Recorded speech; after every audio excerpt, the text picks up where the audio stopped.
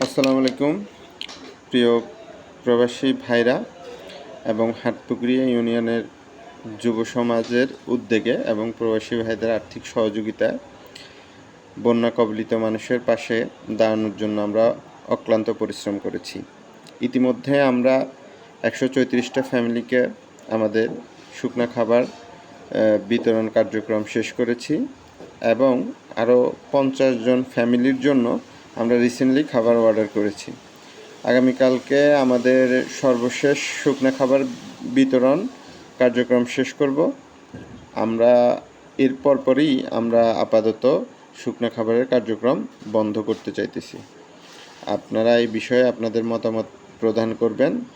আমরা আরেকটা বিষয় নিয়ে ভাবতেছি, সে বিষয়টা হচ্ছে আমরা শুকনো খাবারগুলো আর না দিয়ে বন্যা পরবর্তী সময়ে মানুষের কিছু চাল ডাল বা মুদি বাজার টাইপের খাবারের খুব প্রয়োজন হবে, কারণ দীর্ঘদিন মানুষ কর্মে তেমনভাবে কর্ম করতে পারে নাই, তাদের ওইরকম ইনকাম সোর্সের পথ ছিল না।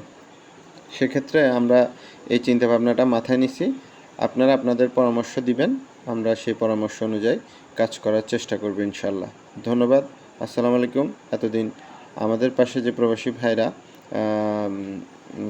অর্থ দিয়ে পাশে ছিলেন তাদেরকে আবারও আন্তরিকভাবে ধন্যবাদ জানাই। তাদের এই ঋণ কখনো শোধ করতে পারবো না। আসলে আপনাদের কাছে প্রকৃতপক্ষে আমরা অনেক ঋণী হয়ে গেছি। ধন্যবাদ। ভালো থাকবেন, আপনাদের পরিবার ভালো থাকুক, এই আশাবাদ ব্যর্থ রেখে আজকের মতো এখানে শেষ করলাম।